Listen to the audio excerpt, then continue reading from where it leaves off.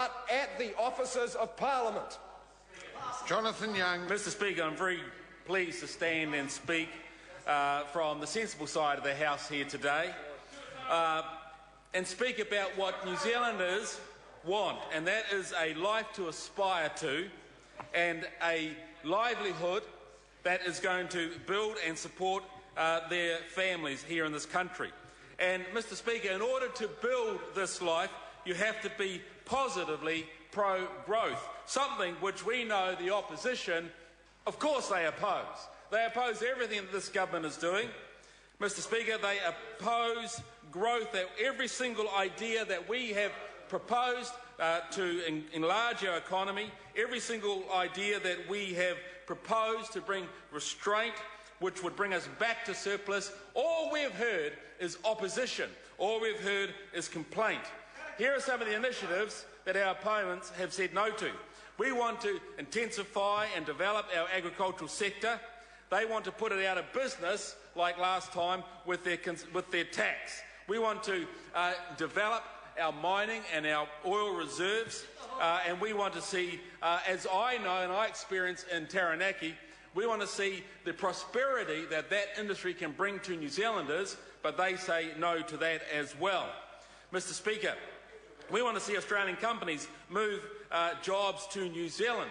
And just recently, the Honourable Bill English was across in Australia, and Australian businessmen are saying that it is more competitive for them to be able to locate here than there.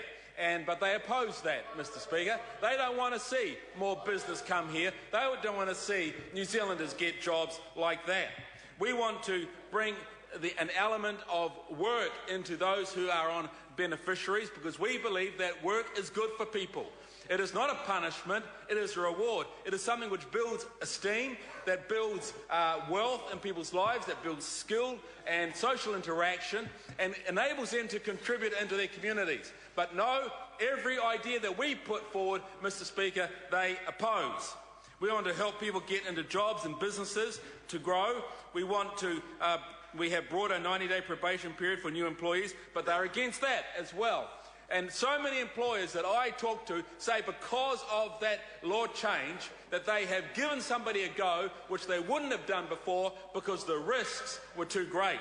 Yet we have done it, and we have seen, Labor Department said, 13,000 jobs grow because of that. And all of our other labour market reforms they have opposed.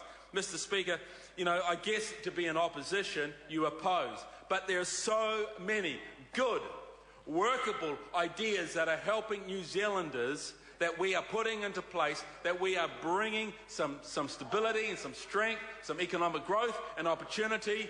We know that over the last few years, 60,000 jobs. We heard today that unemployment is reducing. Now, we are not happy with those levels of unemployment at 6.7%, but we know right now they've gone under 50%. We know that there's been a reduction of 44% of those youth who have been unemployed. We know that in times of recession, that they are the young people are the ones who struggle to find work.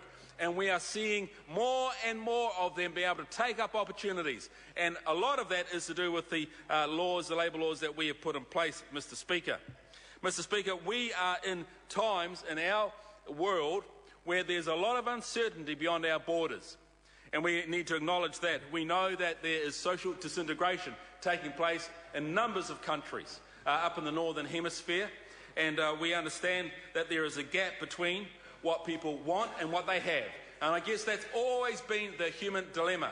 People have always wanted more, and there's aspiration can fulfil that goal as people are prepared to work. But if we want the world's best, we have to become the world's best. We have to find out what we're good at, what our point of difference is, and become very, very good at it, whether that is farming or food processing or engineering or making movies. We need to use our ingenuity and innovate, and this government is putting so much effort and funds and support into those particular areas where we can develop innovation, where we can become the very world's best at what we're good at and have that point of difference and be able to compete on a mobile and a global world like never before. Mr Speaker, that is so important. What we're seeing in Greece and Europe is there's a tremendous disconnect taking place in those economies. between what people have become used to and what they can actually afford. I was reading this week's Newsweek magazine, and there it showed pictures of people in Greece, Mr Speaker, having a party. Order. Totally in denial. Honourable Ruth Dyson. Mr Speaker, the member who just resumed his seat mentioned that Labor